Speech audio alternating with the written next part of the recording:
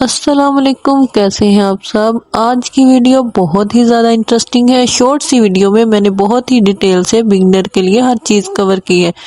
तो यहाँ पे मैं पेटी की कटिंग करने लगी हूँ। मैंने डबल फोल्ड कर लिया है। 13 इंचज़ हमने इसकी जो चौड़ाई ली है और 9 इंचज़ जो है वो इसकी लेंथ ली है।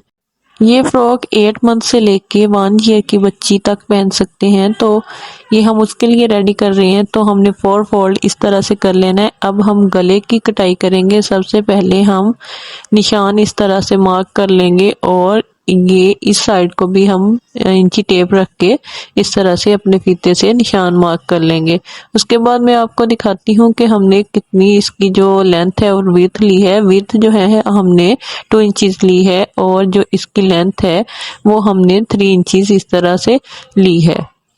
उसके बाद हम इसको राउंड शेप में इस तरह से कट कर लेंगे। आगे और पीछे दोनों जो गले हैं इनकी गोलाइयाँ इस तरह से बना लेंगे और इस तरह से लाइन लगाने के बाद अब हम जो है वो इसका तीरा वो पैमाइश करेंगे और पैमाइश करने के बाद हम इस तरह से ऐसे 2 इंचज़ के मार्जिन से इस तरह से निशान लगा लेंगे। और आर्म होल भी हम रेडी करेंगे। उसके लिए भी हम इस तरह से 4 इंचज़ रख के निशान लगा लेंगे। ये अगेन देखिए तीरा जो है मैंने 2 इंचज़ रखा है। इसी में से हम सिलाई का भी मार्जिन रखा है मैंने, तो इसी में से फोल्ड करके हम सिलाई कर लेंगे। अब मैंने आर्म होल के लिए भी इस तरह से गोल गुलाई बना ली है। अब हम कटिंग स्टार्ट करते हैं। सबसे पहले हम गले की कटिंग करेंगे। गले की कटिंग नीचे से स्टार्ट कर लें, चाहे ऊपर से स्टार्ट कर लें। हमने क्योंकि ड्रा तो पहले किया हुआ था तो इस तरह से नीट जो है हमने गले की कटिंग कर लेनी है।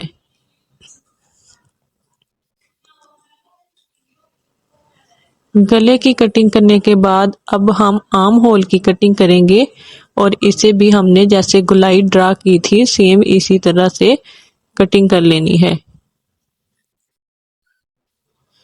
अब हमारी दोनों जो कटिंग है वो आप देख सकते हैं, मैंने दोनों कटिंग कर ली हैं कंप्लीट और हमारी इस तरह से कटिंग होनी चाहिए ताकि हमारी सिलाई भी बहुत अच्छे से आए। उसके बाद हम जो नीचे वाले पार्ट हैं जो हमने लगाने हैं फ्रॉक को वो रेडी करेंगे। इसमें मैं डबल फ्रिल का यूज़ करूँगी। तो जो नीचे वाला पार्ट है वो हम इसकी जो लेंथ है वो इस तरह से 10 इंचज़ रखेंगे और जो इसकी चौड़ाई है हमें ज़्यादा लेनी है क्योंकि हमने चुनट्स डालनी है। तो वो हम इस तरह से मेजरमेंट करके मैं आपको दिखाती हूँ।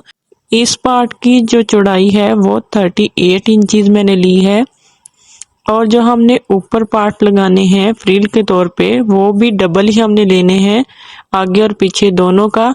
तो इसकी जो मेजरमेंट है वो उसकी हाफ होगी। तो इस तरह से हम 5 ले लेंगे और बाकी जो नीचे वाली चौड़ाई है वो दोनों की सेम ही होगी।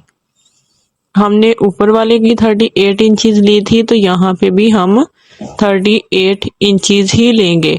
और उसके बाद जो है ये हम इस तरह से मैं आपको करके दिखाती हूँ कैसे हम लगाएंगे।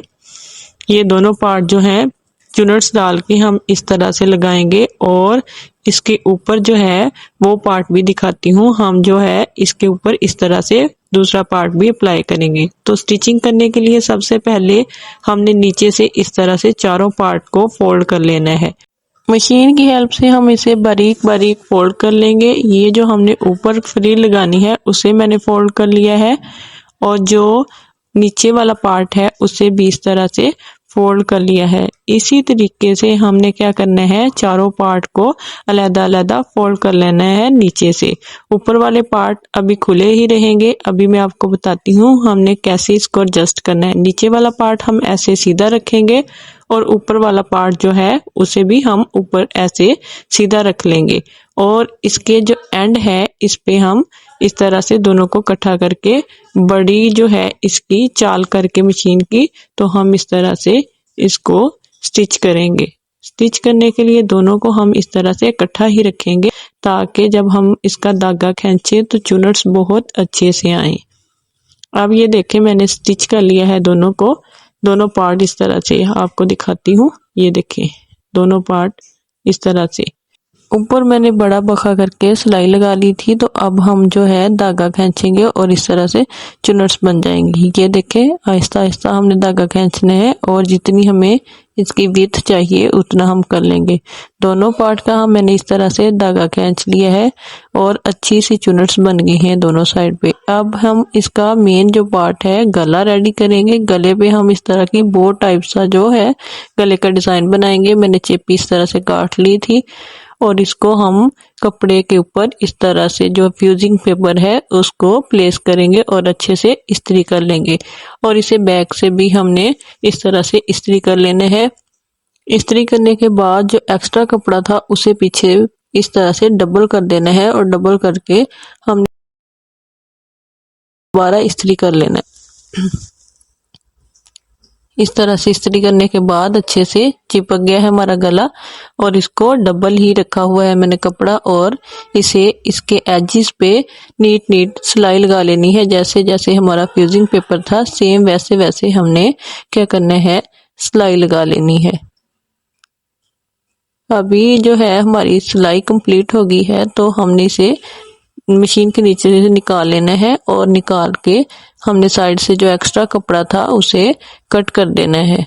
अच्छे से हम कटाई करेंगे, जैसे जैसे हमारा गले का डिजाइन था वैसे वैसे हम कटाई करेंगे और साइड पे थोड़ा थोड़ा कपड़ा छोड़ेंगे ताकि हम बाद में इसे जब सीधा करें तो कट लगाएं और हमारा जो डिजाइन है वो खराब ना हो। ये देखिए मैंने अच्छे से कटिंग कर ली है और ये इस तरह से लग रहा है। फिर हम इसे हल्के हल्के कट लगाएंगे ताकि जो हमारा गले का डिजाइन है वो सीधा हो जाए और कोई खराबी ना हो इसके अंदर। ठीक है, इस तरह से हम क्या करेंगे, इसे हल्के हल्के कट लगा लेंगे। कट लगाने के बाद हम इसे इस तरह से खोल लेंगे और खोल के हम इसे सीधा करना शुरू करेंगे और हम इसे अच्छे से जैसे इसकी शेप है वैसे वैसे हाथों की मदद से अच्छे से इसे सीधा कर लेंगे। और सीधा करने के बाद हम क्या करेंगे, इसे इस्त्री करेंगे। इस्त्री करने से ये होता है कि नीटनेस बहुत ज़्यादा अच्छे से आती है। ये देखिए मैंने इसे अच्छे से सीधा कर लिया है और सीधा करने के बाद अभी हम इसे प्रेस करते हैं और प्रेस करने के बाद अभी देखें कितनी अच्छी इसकी लुक लग रही है। उसके बाद हम इसकी सिलाई करेंगे। सिलाई करने के लिए हम पेटी जो है उसके ऊपर इसे रखेंगे और इस तरह से गोलाई में सिलाई लगा लेंगे। ठीक है, और उसके बाद सिलाई लगा ली है मैंने यहाँ पे।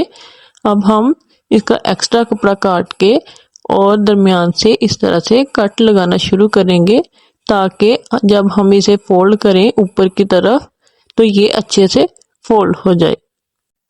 यहाँ पे हमने इसे बाहर की तरफ फोल्ड कर लिया है और जो इसके एजेस हैं उनको सीधा करने के बाद हम यहाँ पे स्टिचिंग करेंगे और मैंने यहाँ पे अच्छे से सिलाई लगा ली है। ये देखें कि इस तरह से हमारे गले की लुक है और ऐसा ही हमारा गला लगना चाहिए।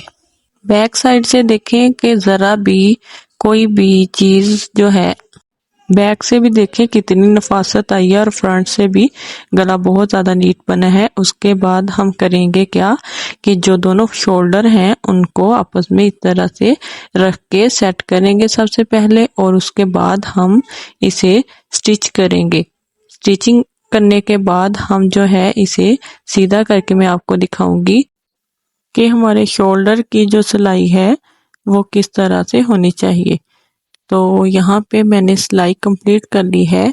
ये देखें इस तरह से इसकी लुक लगनी चाहिए फ्रंट और बैक से इस तरह से। अब देखें कि इसके जो आर्म होल हैं उनको हम इस तरह से फोल्ड करेंगे दोनों साइड पे, तो इसको भी हमने इस तरह से सिलाई कर लेना है। ये रही फाइनल लुक। तो मैंने दोनों साइड से सिलाई कर ली है। अब हमने क्या करना है, नीचे वाले जो पार्ट हैं वो इसके साथ अच्छे से अटैच करने हैं। नीचे वाले पार्ट जो हैं उनको इस तरह से हमने रखना है और रख के हमने यहाँ पे सिलाई लगानी है। दोनों कपड़ों को पकड़ के उल्टा करके यहाँ पे सिलाई लगानी है और दूसरी जानब भी हमने इसी तरह से सेम सिलाई लगानी है।